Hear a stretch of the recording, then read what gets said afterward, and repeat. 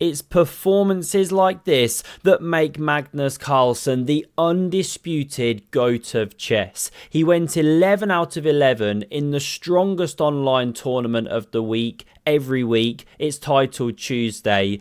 The manner in which he did it was absolutely insane, and the butt whooping he gave guys like Alireza Firouzja, the absolute strongest blitz players in the world, was just out of this world. We're going to dive into this game here that Magnus played against Alireza on his way to clean sweeping the field, and we have to talk about move 55 because something happens at this moment that no one else on the chess planet is doing. Let's go back to the start. Alireza opens with d4. It's an instant classic. I dream of playing such games in classical chess. We get it online here in just 5 minutes each on the clock. It's a Catalan variation named after Alan. He's a chess playing cat, long time second of Magnus, really pioneered some of the more cutting edge openings here. And now after pawn h6, pawn b3, we get Magnus doing the copycat with the b pawn. Now this is tried and tested, grandmaster theory, developed a lot of it by Alan. We see the knight jump and Magnus doesn't save his bishop bear, he takes. He lets Alireza have the bishop. Pawn recaptures and he now plays pawn takes. Queen takes was also possible. He goes for this, a kind of hanging pawns thing. Not quite. This one can be supported. That would be pure hanging pawns. Now we see queen c7, and this is largely the point that although you've given the bishops, black gets instant pressure on the pawn on c4. Although the queen could have taken, that would have been a different game. The black structure is very solid here, and we're actually seeing an exchange of prisoners immediately offered by queen b2. This is the game here, not captures just yet, but something so much cooler. A rook tangle on the board. We absolutely love to see it. Look at these four dudes, so cool, reminiscent of the time that Magnus, Hikaru, Fabi and Gukesh tried to reform the Men in Black. Lovely to see. We see the queen save itself. Now bishop takes on d6, restoring that material balance.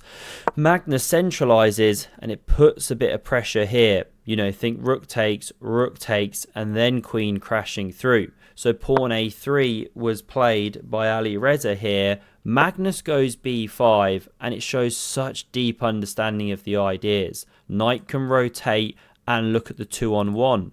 Pawn majority, push and baby, keep Yasser Serwan proud. Normally Magnus loves a queen exchange, but not here. This would ruin the structure, of course, and if you take, you help the white structure. You know, then this repairs and the rook's on here and everything. So this from Magnus, bishop f4.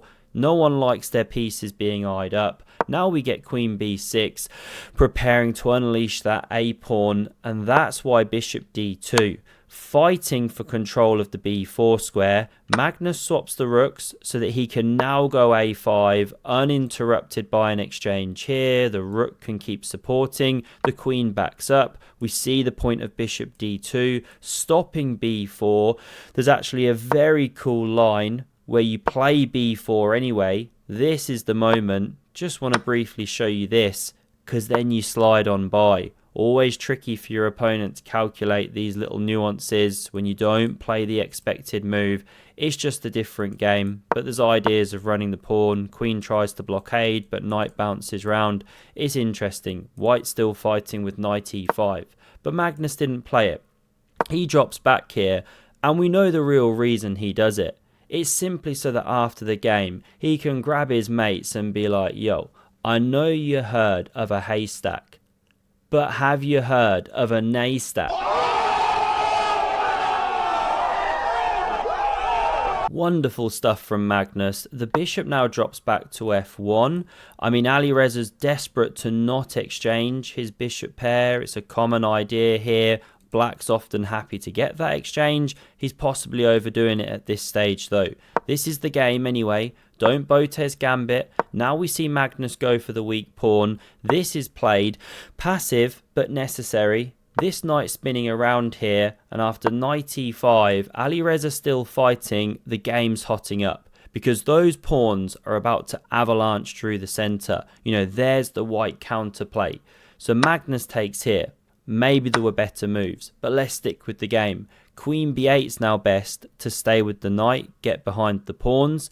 This is played, however, and it's these little micro inaccuracies that let the opponents back into the game when you're the one with the pressure. Magnus now covers the knight, but pawn f3. Here comes Prawn-ageddon.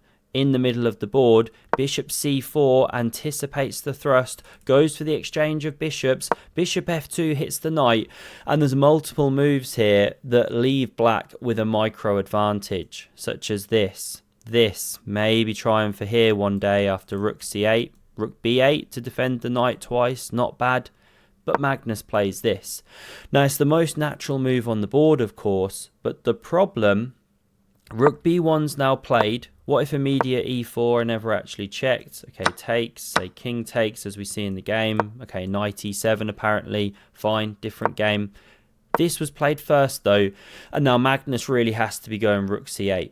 He plays this. It's a big mistake, because after e4, takes, king takes, because the rook is not on c8, there's no knight c3. And when there's no knight c3, you're stumbling backwards and in a world of pain. If you go here to try and meekly hold the pawn, well then there's queen d6. And you really are in some big doo-doo. Takes, pawn recaptures, you know, the bishop's now a monster, the rook is nicely placed, this one's a bit clumsy, knight's discombobulated. You can't go for this line. But this is what's so incredible about Magnus, about this entire tournament. Check out the stream on Take. It's up there, about a 2-hour stream, really amazing. Even when he found himself down during this 11-run streak, he knew how to complicate. He knew when to sack the piece for complications. He gets 2 pawns for it here. And a check about to come on h1. They say in the English Chess League, if you get 2 pawns and a check, it's good enough. Usually, though, that refers to some kind of like bishop takes on h6, right? Bit of an attack on the king. This is clearly worse for white. Sorry, for black. Better for white. Magnus does know it, but he can see from a practical blitz perspective, there could be chances. And before you can say, show me your concentration face, here's Anton Korobov doing it with aplomb. Magnus pushes, gains space, rook c1 is excellent from Alireza, rook d8 to come in front of the passed pawn, and this is the moment where Alireza does what so many of Magnus's opponents do, go wrong. He plays pawn d7, looking so natural. Better was to leave the pawn back here protected and invade with queen b6. Hit the rook, hit the pawn, and black's really in a lot of trouble there. Trying to remember what even the line was after that. There's maybe some checks and stuff, but white is clearly winning. This was played, however. Magnus can now slide back, and not only does he cover the c8 square from the rook invasion, that was the threat, but he also hits the pawn twice. So Alireza defends, but now he's losing time. And pawn b3. Look at that one running down the board. Queen b6 now from Alireza, going for a bit of a bailout, but Magnus correctly recognises he can take this pawn. This is the game continuation. Alireza's got a choice of pawns to capture. Correctly takes this one. It was much closer to the queening square. Magnus now goes a4. And would you look at this? The game is just level at this point, because although Alireza's got the bishop, Magnus has got 2 pawns for it, exposed king, and his is safe as houses behind the upside down bathtub. So we see bishop e3, anticipating queen e4 check, but not the best. Magnus still checks.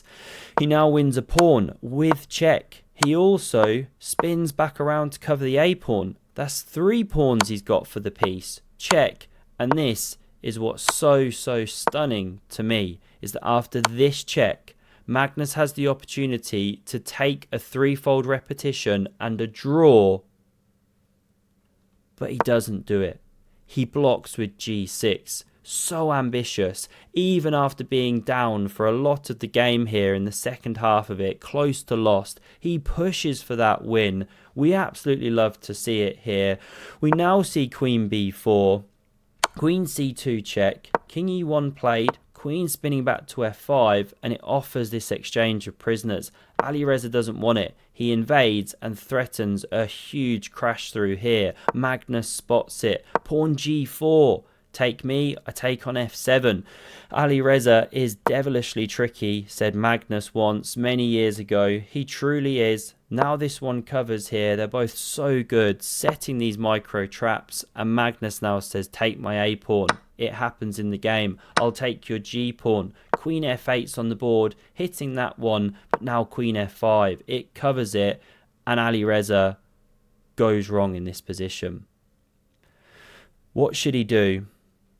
Or something like bishop d4, or, sorry, wrong position, not queen h8 just yet. What happens now after king g6? What happens if you take the pawn? Then you take on f7. He plays this. Now you have to go bishop d4 and queen h8 to cover the pawn. Apologies. King now covers f7. Doing my dramatic pauses and we weren't even there yet. This is the game. Now Alireza goes seriously wrong with bishop e7. And it's just completely lost because Magnus takes this pawn. He's now completely winning. I mean, this is absolutely outrageous. It's like watching him win the annual Chess Grandmasters 100-meter hurdle dash. He's just so good at it. He's been late for that many games. What a wonderful long stride he's got. We see check on the board. Don't step up with the king or the f-pawn drops. So Magnus comes back to block here. Now we see queen b8. You know, you want to keep tricks alive, but look at this. Check. You should step to d1 to put up the most resistance. Still, the pawns can start pushing in one manner or another. This was played, however, and it gives Magnus what he wants. Few of his fans bleating hard at this point. Goat at work here. Be careful. Bring your hard hat. The pawn's now running. This is a masterpiece. You're watching Michael Jordan. You're watching Tiger Woods. You're watching, what's his name? Tom Brady. You're watching Djokovic. You're watching, I don't know, name me some goats, right? That pawn's about to drop. This one now goes through. The king's overloaded. Make the queen anyway. Make a second queen. That's his third one of the game. King f3, and it threatens a mate in one. Nothing you can do. Bang, bang. No words. So good. Thank you for watching, and have a look at the video on screen if you missed Hans Niemann, Magnus Carlsen. Almost equally beautiful as this game. Thanks a lot and see you soon. Cheers.